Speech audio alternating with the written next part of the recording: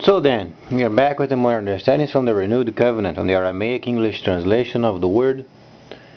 This translation is from the original manuscripts of the prophets of Israel, from the prophets of old, from the time of the prophets of Yahweh, indicating the time of the end. There are some particular topics at the moment of the actual events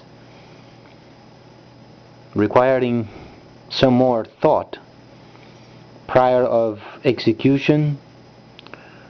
It is very important understanding from the viewpoint of the scripture, from the Aramaic or Hebraic original manuscripts in Hebrew, understanding of the time of the end. And a section of it in the 61st chapter of Yeshayahu speaks of time of rebuilding, and the original manuscripts do show a gap of time where then the nations they would come together, but not under the same monetary system, but they would gather up as individual nations, and then they would rebuild. It would be a time of peace and a time of prosperity. It is depicted very explicitly during the 61st chapter of Yeshayahu. You find also the reference of the Messiah himself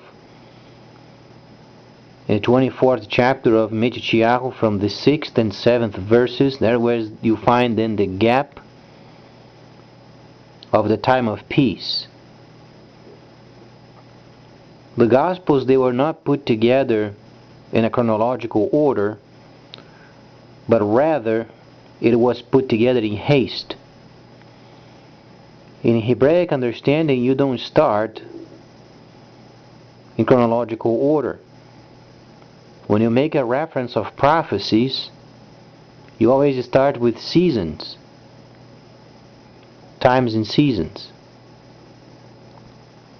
Obviously later, when Israel came back from their captivity and the kings restarted, then you'll find the record of the scripture mixed with kingship as the time when you find in chronological writings or recordings. But when the prophets they speak, most of the time, if you are a person of giving a lot of understanding of chronological records, then you'll find the prophets, when they speak, a bit confusing.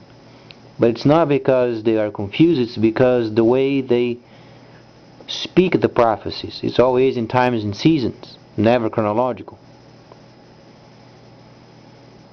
So then we have to understand events as per prophecies, times and seasons.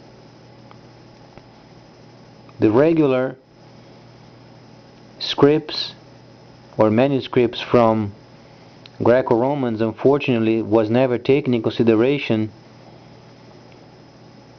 the formation of the times and seasons. So we understand our country and also Israel, they are forming a military exercise, and we should be very cautious what these may cause and the purposes from behind, and what it would cause then the nations around the area and their views of this exercise. It's extremely important not to be hasty, and prior of the exercise, those lines of consequences should be taken into consideration, because the other nations, they are watching, and so far what is said is protecting Israel from their enemies and the right to exist, understandable in both viewpoints of these nations. However, we are speaking of a couple of nations only. what are the other nations watching from afar, and those are plural, what would be their opinion? So we might then not have the proper perceptions what these countries then they are thinking of both nations, US and Israel, not only exercising the right to exist but protecting religion.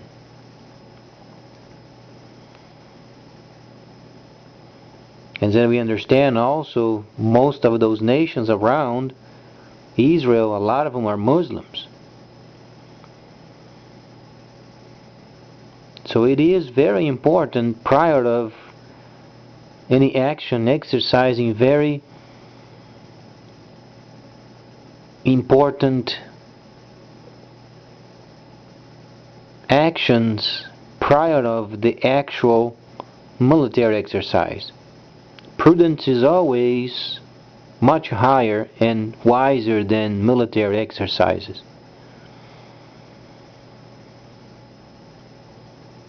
The scripture gives us some guidelines of what is expected of nations when then facing the main nation leading the world's market. It is the indicator. And then of course this military exercise can cause either our economy to drop further down, since we are then very depleted, and what would be the consequences of those opinions on the other side of other nations, and then what these people would cause to our market in the future. So these areas must be explored, but then obviously in line with the scripture from the original manuscripts, always listening to the Chinese, what they have in mind, what's their plans.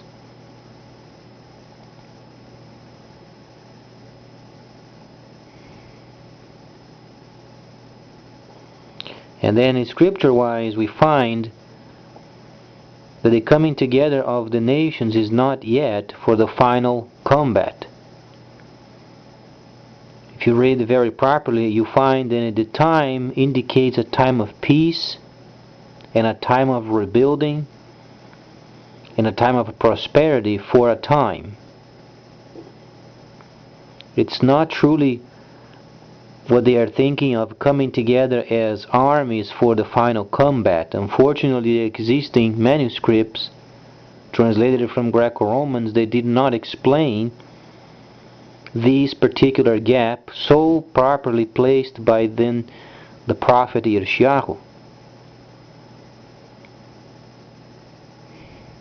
So the indicator is showing us any kind of action without thinking properly, such as inviting the Chinese army and their armed forces to do patrols, and then having the president of Iran kindly come to United Nations and then naming his terms.